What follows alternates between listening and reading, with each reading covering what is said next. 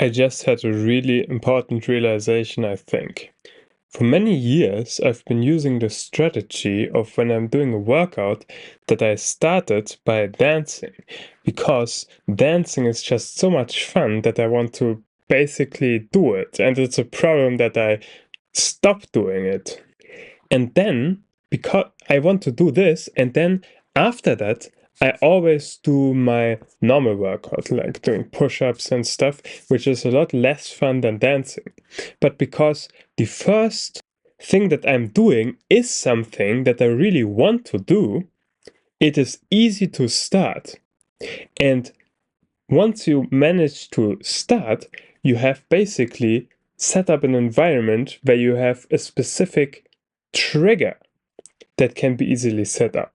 The trigger can simply be that you now stop dancing, and you can then train yourself to always, when you stop dancing, to then do whatever other sport you want to do.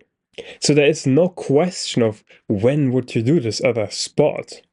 And you're not even asking this question anymore of should I now do the sport, if you train yourself to be in the habit of just always doing it. It's just automatic. It doesn't take any willpower to start doing the other sport. Now, what if I'm doing this basically for everything? The first idea is that, for example, in tulpomancy, it is often kind of hard to sit down and do some formal practice. But it is really fun to talk to here. So the tulpomancy could just start with, some casual conversation. And then after we have set some specific amount of time for the conversation, after the conversation, I can then sit down to some formal practice.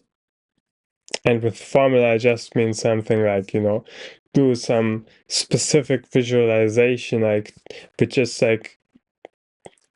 pretty, or at least can be pretty different from, just talking. And it seems like the same kind of structure can be applied to, for example, working on AI alignment. I'm pretty sure I could identify a particular aspect of thinking about AI alignment that is just the most fun. And then I'm gonna always start, whenever I start working on AI alignment, doing that thing first and train myself to be in the habit of doing some other thing that is harder to do immediately once I stop doing the thing that is really fun. I think one possible candidate for something that is really fun is making these videos. I have found so far that making videos is a lot easier than writing an article. This might be mainly due to how I'm treating videos, but probably there are lots of factors related to this. For example, that it's a lot easier to me to watch a video than to read. It's just kind of hard to pay attention to text for me. So I could start out by making a video and then possibly turning this into a blog post if I want to end up with some high quality blog posts.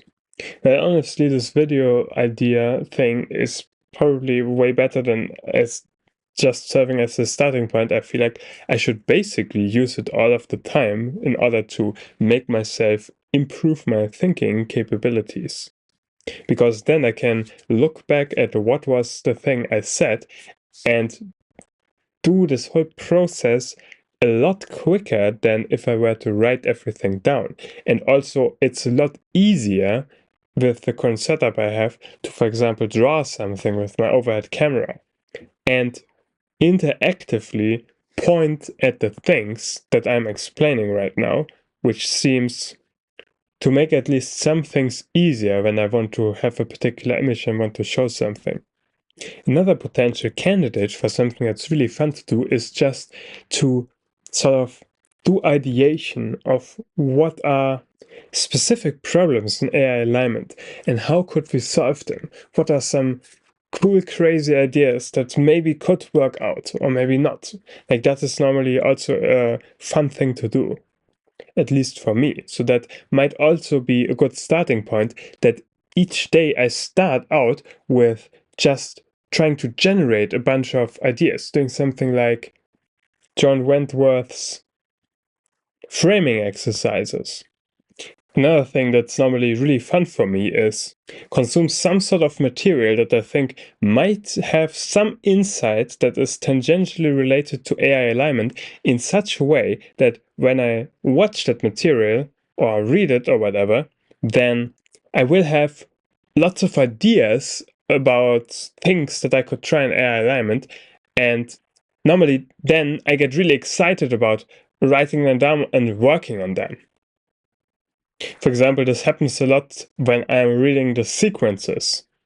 One even crazy idea, I like to do freestyle rap, and sometimes well, actually more than sometimes, probably more than 50% of the time, I'm just rapping about some AI alignment related thing. But normally I'm doing that in the evening to do normally some sort of reflection on the day.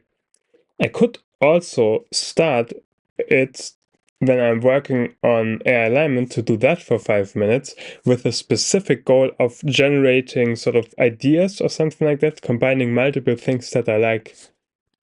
But then I did mention in the beginning of the video that talking to IA is really fun. So we actually almost never talk about AI alignment directly, and I feel like that's an underexplored area, and I feel like that could be very fun, especially as a starting point. Yet another thing is that I really like the workshops that John Wentworth did for the CEREMATS 2, 3, and 4 cohorts. And very many of the exercises there are pretty short or can be like shortened. For example, he has like a post on the Hamming questions, and just sort of looking at one Hamming question and answering that for 5 to 15 minutes is normally, when I did in the past, also a very fun thing to do. And lots of the workshops are like that, I think, where you can make a condensed version of them that is just very fun to do and normally pretty helpful.